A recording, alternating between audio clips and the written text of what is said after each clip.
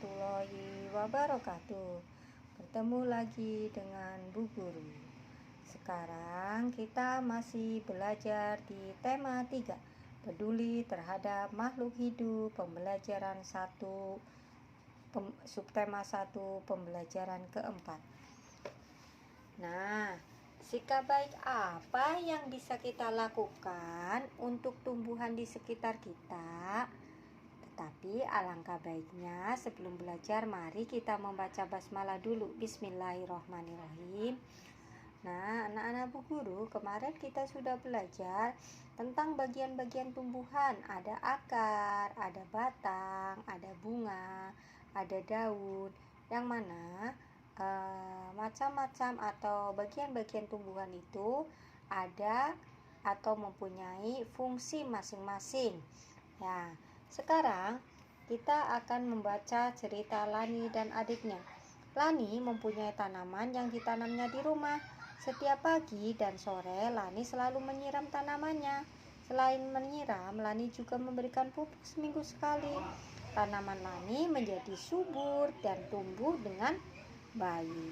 Nah, adik Lani mempunyai tanaman juga di dekat rumahnya atau ditanam di rumah.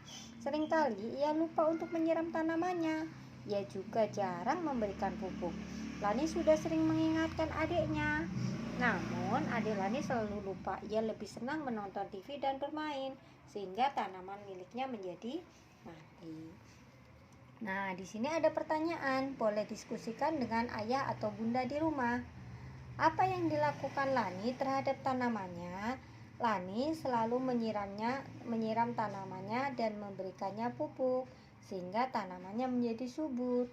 Apa yang dilakukan adik Lani terhadap tanamannya? Adik Lani sering lupa untuk menyiram tanamannya dan sering lupa untuk memberikan pupuk sehingga tanamannya menjadi mati. Nah, untuk pertanyaan selanjutnya kamu bisa mengerjakannya di rumah dibantu dengan orang tua. Nah, perhatikan ada gambar seorang ibu yang sedang menyiram tanaman. Kemudian anak sedang membakar hutan. Kemudian yang ini sedang merawat tanaman. Nah, apa tindakan yang mereka lakukan? Gambar A, seorang ibu sedang menyiram tanaman. Gambar B, seorang anak laki-laki sedang membakar hutan. Gambar C adalah sedang merawat tanaman. Apakah tindakan tersebut baik? Mengapa? Gambar A baik karena tumbuhan menjadi subur dan tumbuh dengan baik. Gambar B baik tidak? Tidak baik karena dengan merusak hutan maka kelangsungan tumbuhan akan punah, tumbuhan akan semakin habis dan akan mengganggu manusia. Kemudian yang C adalah apa? Merawat tanaman atau tumbuhan baik enggak? Baik. Karena apa? Karena merawat tanaman bisa menjadi lebih subur dan lebih indah serta kita akan menjadi nyaman. Nah, untuk selanjutnya adalah apa dampak bagi lingkungan? Apa dampak bagi orang lain? Silahkan kamu kerjakan sendiri. Kemudian di sini adalah ketika kamu merawat tanaman di rumah, kamu harus mempunyai jadwal. Misalnya di rumah hari Senin, kegiatan pagi hari apa? Menyiram tanaman. Kegiatan sore hari, menyiram tanaman dan membuang tanaman yang layu atau yang kering.